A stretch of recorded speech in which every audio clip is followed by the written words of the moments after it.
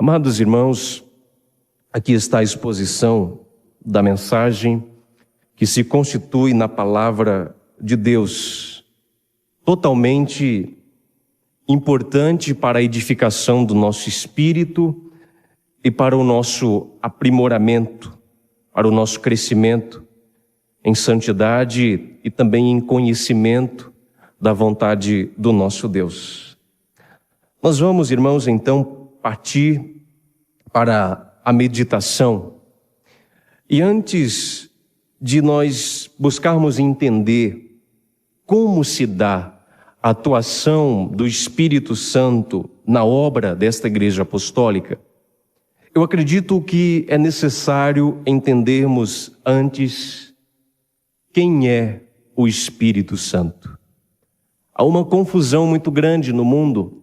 Graças a Deus, isso não atinge a Igreja Apostólica. E nem preciso aqui fazer a diferença entre o Consolador e o Espírito Santo, porque não vem o caso na meditação e os irmãos, acredito que todos sabem muito bem quem é o Espírito Santo e quem é a Santa Borrosa, ou pelo menos sabem a diferença entre esses dois Espíritos. O que eu quero dizer aos irmãos é que este Espírito, ele é incompreendido na humanidade. Por quê? Porque, amados irmãos, há nas Escrituras diversas metáforas que são usadas para se referir ao Espírito Santo de Deus. Por exemplo, a metáfora do vento, do fogo, da água, do azeite e tantas outras metáforas que são usadas nas Escrituras para se referir ao Espírito Santo de Deus. E essas metáforas, elas dão a impressão de que o Espírito Santo é um tipo de força que procede de Deus, ou, como alguns entendem no mundo, o Espírito Santo é um tipo de energia, de um gás ou de um líquido celestial, divino, ou alguma influência impessoal que não tem domínio próprio, que não tem querer e que não age de acordo com a sua própria vontade. E alguns ainda, não entendendo quem é o Espírito Santo, acabam por crer que o Espírito Santo é uma coisa que pode ser manipulada por nós, pelas pessoas, do jeito que queremos e quando queremos ou como nós queremos. Bom, esse, na verdade, irmãos, é um dos entendimentos que está por trás de algumas pessoas que falam, que agem como se elas tivessem domínio e controle sobre o Espírito Santo de Deus. Há pessoas que acham que pode jogar o Espírito Santo em cima das outras pessoas. De vez em quando nós nos deparamos com algumas situações totalmente contrárias a quem é o Espírito Santo. Pessoas que pensam que o Espírito Santo é um tipo de perfume que eles podem lançar, impregnar nas suas roupas, nos seus paletós e jogar nas pessoas. Há pessoas também que acham que o Espírito Santo é um tipo de líquido, uma força, uma energia ou algo do tipo. Na verdade, irmãos, o Espírito Santo não é nada disso. O Espírito Santo, ele é o Espírito do próprio Deus. Ele não é uma coisa, ele não é um líquido, mas a metáfora usada por São Paulo, enchei-vos do Espírito, nos faz de alguma forma pensar que o Espírito Santo é um líquido, porque ele diz enchei-vos do Espírito. Então parece que ele é um líquido e nós somos um tipo de copo, um frasco, alguma coisa, que o Espírito Santo nos enche. Então algumas pessoas pensam que o Espírito Santo é assim, uma energia, um líquido celestial, uma força que não, impessoal, que não tem domínio. Deve ser por isso, irmãos, que acreditando elas que têm poder sobre o Espírito Santo, deve ser por isso que elas organizam eventos e programam eventos para a cura, libertação e transformação de vidas. Porque elas acreditam que elas têm controle sobre o Espírito Santo. Então elas marcam eventos para usar o Espírito Santo para curar as pessoas. Me parece que estas pessoas são mais importantes do que os apóstolos de Jesus, que foram escolhidos a dedos por Jesus Cristo, e eles não sabiam quando iam curar alguém.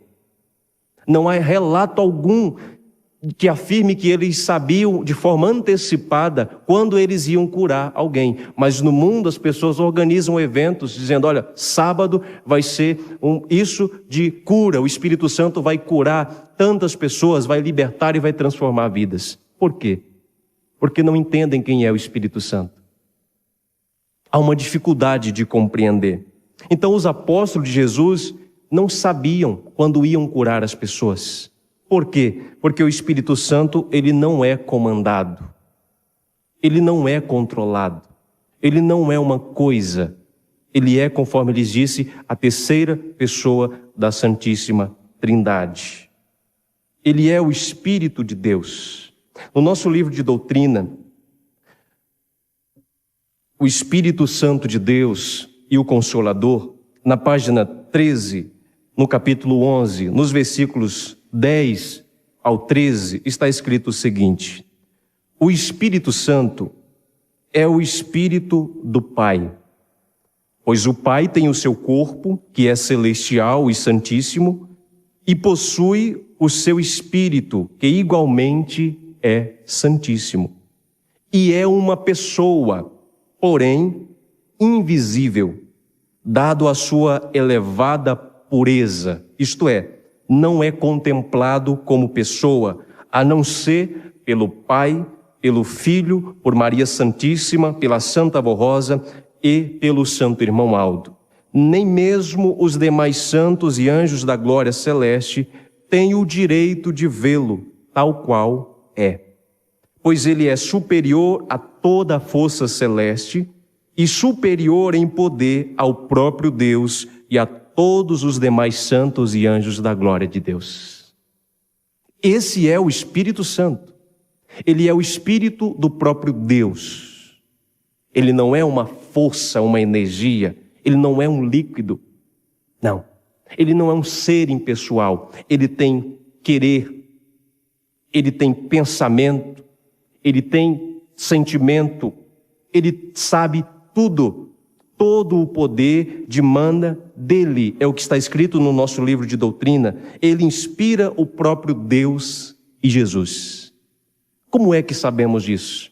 Quando Jesus entrou na sinagoga para pregar pela primeira vez, Jesus recitou as palavras de uma profecia do profeta Isaías, dizendo: o Espírito Santo de Deus está sobre mim, porque me ungiu e me inspirou para pregar as boas novas, dar liberdade aos cativos, visão aos cegos e anunciar o ano aceitável do Senhor.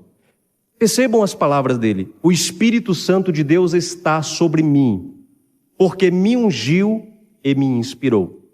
Jesus estava com aquelas palavras não só dizendo que se cumpria nele aquela profecia. Jesus estava ensinando que o Espírito Santo tem poder superior até ele mesmo. E ele diz, ele está me inspirando, ele me inspirou para fazer as obras, para realizar a obra que ele realizou. É a partir daí que nós entendemos que é verdade a afirmação de que todo o poder e sabedoria dimana dele e que ele inspira o próprio Deus e o próprio Jesus. O Espírito Santo conhece todas as coisas. Ele sabe os seus pensamentos, os meus sentimentos. Ele sabe todas as nossas inclinações, tudo que nós fazemos, até as coisas que alguém possa fazer oculto, ele sabe. Porque é função dele. São Paulo escreveu dizendo, porque o Espírito de Deus perscruta todas as coisas. Perscruta quer dizer, conhece. E ele diz ainda, até mesmo as profundezas de Deus. Irmãos, logo nós entendemos a soberania do Espírito Santo. É até uma afronta nos posicionarmos na igreja como estamos hoje e desrespeitarmos a sua presença com algum tipo de comportamento. Não estamos diante de uma coisa, de uma força, estamos diante de um ser poderosíssimo que comanda toda a região celestial.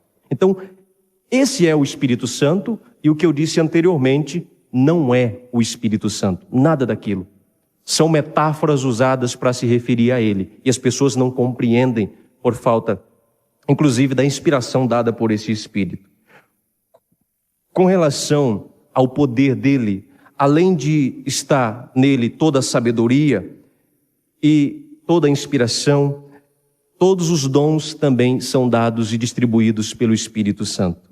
São Paulo escreveu dizendo: ora, há diversidades de dons, mas o Espírito é o mesmo.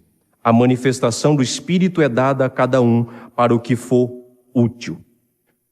Então, além de tudo isso, os dons são dados por ele, para aquilo que é útil. A seguir, eis a pergunta, que inclusive é o tema do boletim: como é a sua atuação na obra da Igreja Apostólica? Eu já antecipo aos irmãos que o Espírito Santo atua nesta igreja de forma totalmente diferente do que as pessoas falam lá no mundo. Nós vamos chegar lá. Na obra desta igreja, ele atua e se manifesta através de santos e anjos de sua glória. Isso está no livro de doutrina, o Espírito Santo de Deus e o Consolador. É a doutrina que eu estou baseando a meditação desta noite. Ele atua e se manifesta através de santos e anjos de sua glória, sendo a Santa Borrosa uma de suas principais representantes. É através dela que ele distribui dons e virtudes. Então, ele atua na obra desta igreja. De que forma? De diversas formas. Batizando os convertidos, quando eles se convertem, que é o batismo do Espírito Santo. Ele atua na santificação dos fiéis e ele atua na obra de evangelização da igreja. Como? Capacitando a igreja através daquilo que chamamos de dons espirituais. Ele é a fonte desses dons. Ele atua através da Santa Borrosa, do Santo Irmão Aldo. Através deles, ele nos dá participação nos seus dons, para que a igreja cumpra a sua obra aqui na terra e se santifique a cada dia. O primeiro dom, irmãos, que é citado é o dom da sabedoria, da palavra, do conhecimento.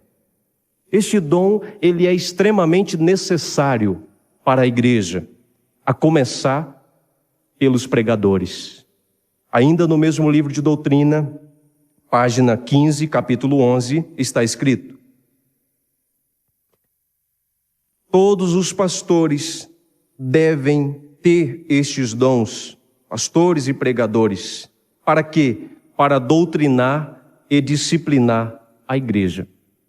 O que está sendo dito aqui é que devem possuir este dom da palavra, do conhecimento, da sabedoria, os pastores e pregadores. Para quê? Para disciplinar e doutrinar a igreja. Porque não é possível o pregador doutrinar a igreja com base no seu próprio conhecimento, com as suas próprias palavras. Muito menos contando uma história da igreja antiga para o povo. Ele não pode doutrinar. Ele precisa ter este dom. É o que está escrito: devem possuir esse dom os pastores, os pregadores, para doutrinar e disciplinar a igreja. Até para disciplinar a igreja, o pastor precisa ter este dom.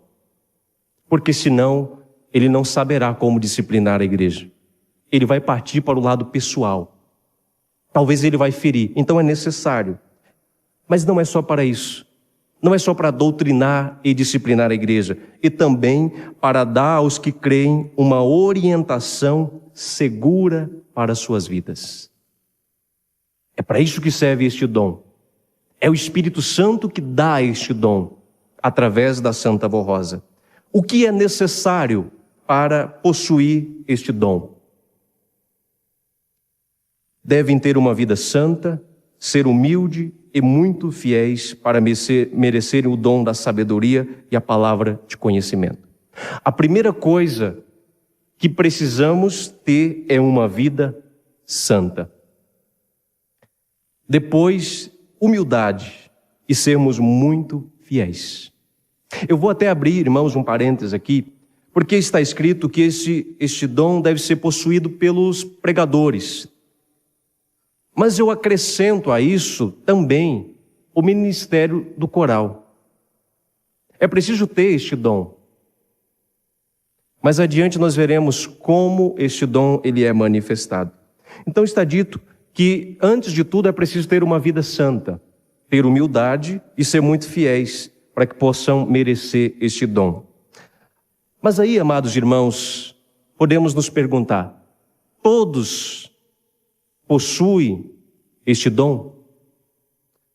No versículo 6 do capítulo 15 está escrito: não são todos os pastores que possuem esse dom do Espírito de Deus. Que surpresa! Não são todos os pastores e pregadores que possuem esse dom do Espírito de Deus. Foi dito que deve ser possuído pelos pastores. Agora está sendo dito que nem todos os pastores possuem esse dom do Espírito de Deus para doutrinar a igreja, para disciplinar a igreja, para dar uma orientação correta e segura para aqueles que creem. Por quê? Porque este dom ele não é dado com base no status de um pastor, das formações acadêmicas de um pastor, de um pregador. Ele não é dado conforme o patamar que ocupa um pastor na hierarquia apostólica. Por exemplo, não é porque alguém ocupa o cargo de presidente desta igreja que ele tem o dom da palavra. Não é porque alguém é o vice-presidente da igreja que tem o dom da palavra. Não é porque alguém é um conselheiro que tem o dom da palavra. Não é porque um pregador tem 50 anos de ministério que ele tem o dom da palavra. Não é porque ele é jovem e tem diversas formações que ele tem dom da palavra. Não. O Espírito Santo não baseia este dom na condição do pregador, do pastor, nas suas formações. Não. Isso não significa que ele vai receber dom. Está escrito, por quê? Porque para receber este dom depende da fé, do mérito e do esforço de cada um. É preciso haver esforço. É preciso haver empenho dos pastores, dos pregadores. É preciso ter uma vida santa. É preciso ter fé para que possa possuir este dom, para que o Espírito Santo possa dotá-lo deste dom. Além de tudo isso, é preciso ter humildade. Esse dom se manifesta na obra dos pastores através da inspiração do Consolador. No momento próprio e necessário, se manifestarão em seu ministério. Entretanto, se alguém se orgulhar ou buscar isto para sua glória, não participará desse dom como uma graça divina. Irmãos, olha que interessante. Este dom ele é dado em forma de inspiração. E é dito ainda que no momento necessário, esse dom vai se manifestar. Quando for útil, quando for momento próprio.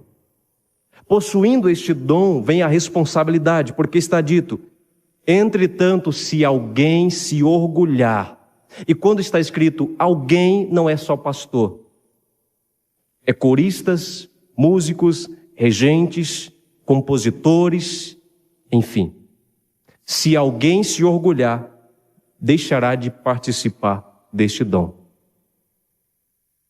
E nós já vimos isso muito na história da igreja, não?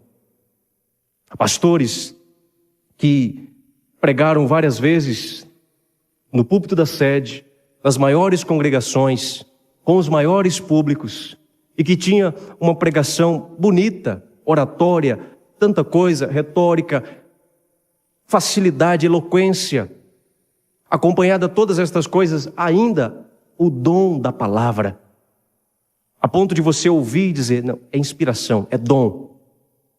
Se perderam. Perderam, deixaram de possuir esse dom porque, em alguns casos, começaram a se orgulhar. Sim, vai descer. Aqui está dito, se alguém se orgulhar, ou buscar este dom para a sua glória, nunca possuirá. E ainda que tenha possuído, perderá esse dom. Porque ele é para os humildes. Ele é para aqueles que têm uma vida santa. E nós vimos também na história da igreja, no âmbito musical, compositores que há anos atrás escreviam letras que vinham, me parece que o próprio Deus mandava um anjo colocar na cabeça dele, para ele simplesmente colocar numa folha. Hoje, uma vez que se orgulham e se vangloriam destas coisas, perdem este dom, a ponto de, para compor um determinado hino, ter que recorrer à inteligência artificial para auxiliar. Para compor uma melodia, é preciso inspirar e basear em músicas dos anos 60, da década de 60, da década de 70. Em alguns casos, até disfarçadamente plagiar alguma coisa. É triste, não é, irmãos? É isso que acontece quando perde-se este dom da palavra, do conhecimento, da sabedoria. Todos os dons. Por que é que a pessoa perde? Porque todos os dons do Espírito Santo é para a edificação da igreja. Quando deixa de edificar a igreja, quando o pregador começa a se orgulhar, se encher de ego, inflar o ego, começa a buscar glória, reconhecimento, deixa de edificar a igreja. Quando o solista começa a cantar para ser aplaudido pelos outros, deixa de edificar a igreja. Eu garanto aos irmãos, de todos os ministérios, sem esse dom, o pastor ele pode ter 500 formações teológicas, ele pode ter o que tiver, ele pode ter o conhecimento material que tiver aqui desta terra, ele pode buscar onde for, ele pode concluir diversos doutorados e mestrados, toda a sabedoria deste mundo. Sem dom, sem esta inspiração, a pregação dele é como o barulho de um sino, é como um metal que tine. Ele pode cantar nos melhores corais, nos melhores conjuntos do estado, ou até deste país, ou até do mundo inteiro. Ele pode ter técnica para tocar, para cantar, para reger, ele pode saber todas as coisas, mas torna-se apenas um barulho. Não edifica nada e não produz nada na vida dos ouvintes. Ou seja, torna-se inútil. Mas a igreja precisa também buscar este dom. É o que está escrito. Até o povo apostólico deve participar deste dom. Para quê? Para entender a doutrina e a disciplina. Se a igreja não buscar a doutrina e a disciplina, este dom para compreender a doutrina e a disciplina, refaço o argumento, ela não vai compreender nada. Vai vir à igreja anos e anos e não vai aprender doutrina e não vai aprender disciplina. Ainda que o pastor fale, os pregadores falem com a maior clareza possível. Bom, o outro dom citado por São Paulo é o dom da fé, que é dado pelo mesmo Espírito, isto é, o Espírito Santo de Deus. Este dom da fé é uma faculdade sobrenatural de crer nas coisas sobrenaturais e inexplicáveis, muitas vezes. Está escrito no livro de doutrina: nem todos possuem este dom, e ele é indispensável para o bom entendimento da doutrina, pois existe nela mistérios que os homens não podem divisar com os olhos e nem entender com a mente. Mas, possuindo este dom da fé, consegue com o tempo chegar ao entendimento muito mais profundo dos mistérios do reino dos céus. Daí o fato de muitos que ouvem falar na Santa Voz e no Santo Irmão Aldo passam a crer e receber deles grandes bênçãos. Se não houver este dom da fé, a pessoa não consegue crer na Santa Voz. Ela não consegue crer no Santo Irmão Aldo. Ele pode até ficar aqui na igreja por alguns anos, ele pode se convencer de que esta santa é boa, de que a igreja é boa, mas fé genuína e verdadeira ele não consegue possuir. Sem este dom, não. Foi por isso que Jesus disse para aquelas pessoas, o coração deles está endurecido. Está endurecido. Por isso que se cumpre neles a profecia de Isaías: vendo, vereis, mas não percebereis. E ouvindo, ouvireis, mas não entendereis. Quer dizer, eles podem ouvir, mas eles não conseguem entender. Muito menos crer.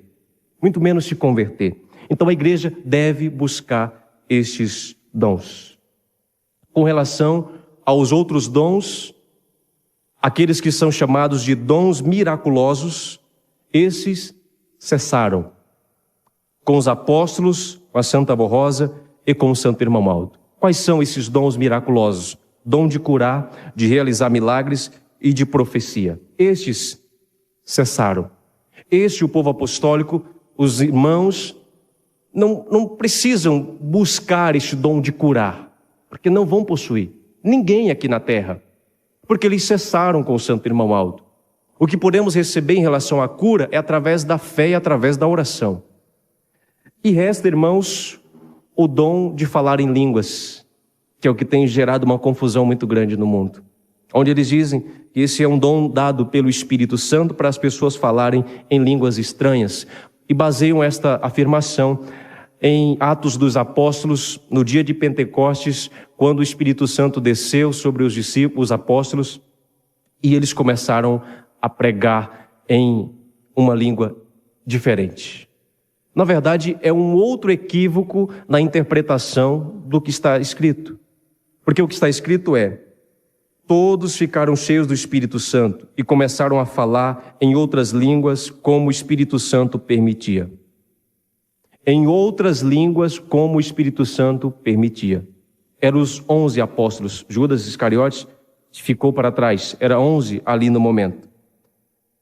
E havia em Jerusalém judeus piedosos que procediam de todos os cantos do mundo.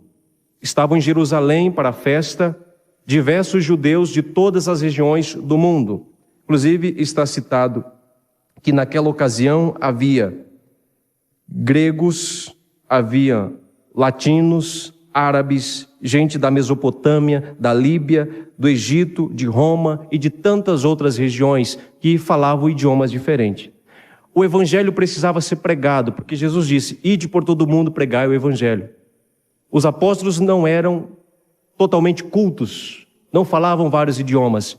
O Espírito Santo concedeu o dom de língua, que é como conhecido, para que eles pregassem o evangelho. Então está escrito: pondo-se de pé, começaram a falar em outras línguas, como o Espírito Santo permitia.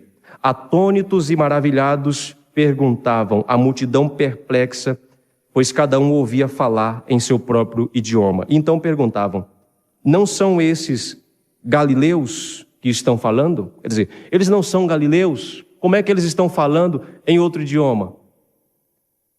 Então, como os ouvimos, cada um de nós, em nossa língua materna? Era a pergunta deles.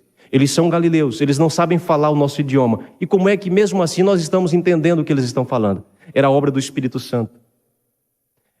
Era o apóstolo falando na sua língua normal, no seu idioma normal, e quem estava ali e não entendia a língua dele, passava a entender na sua língua materna. Por exemplo, eu falando agora em português, se houvesse um alemão aqui, ele entenderia em alemão, mesmo sem eu estar falando em alemão.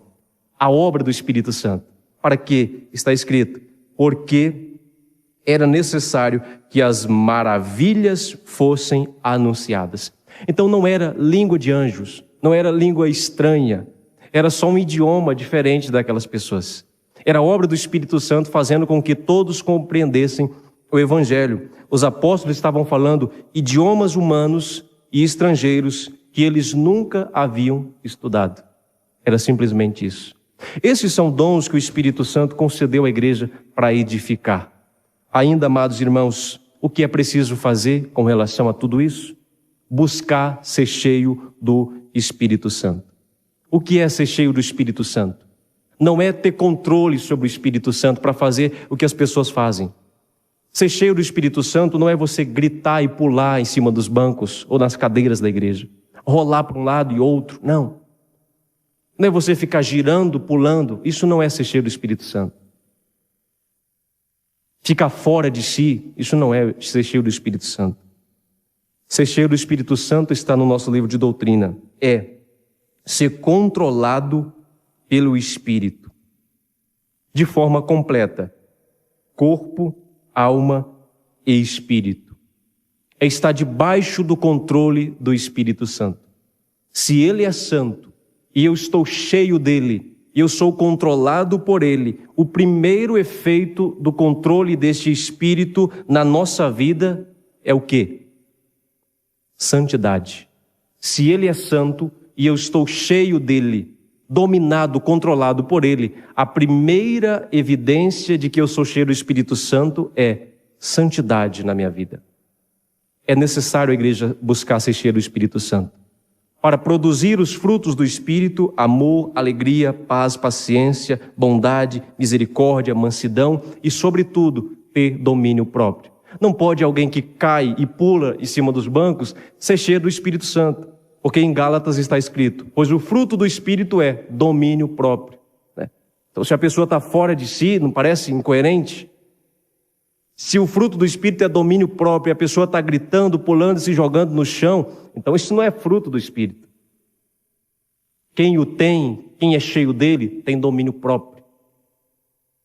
Não fala como o mundo, não age como o mundo, ele rejeita as ofertas do mundo e ele consegue controlar e dominar a sua própria vida. Isso não significa, irmãos, que a igreja passa a viver de forma autônoma. Não. Isso significa que nos rendemos ao controle e ao poder do Espírito Santo de Deus. É isso que é ser cheio do Espírito. É ter uma vida santa, é ser controlado por Ele. O nosso pensamento, as nossas ações e o nosso querer. Amém?